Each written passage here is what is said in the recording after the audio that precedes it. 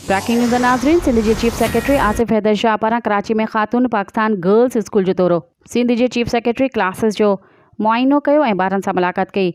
ज़िंदगी ट्रस्ट जी शहज़ाद राय सिंध के chief secretary के ब्रीफिंग ॾिनी। उस्तादनि जी ट्रेनिंग ऐं उन जे मयार खे वधीक बहितर करण जी घुर्ज आहे। आसिफ हैदर शाह।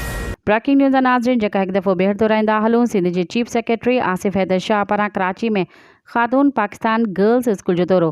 सिंध के चीफ सेक्रेटरी क्लासिस जो मुआइनो कयो ऐं ॿारनि सां मुलाक़ात कई।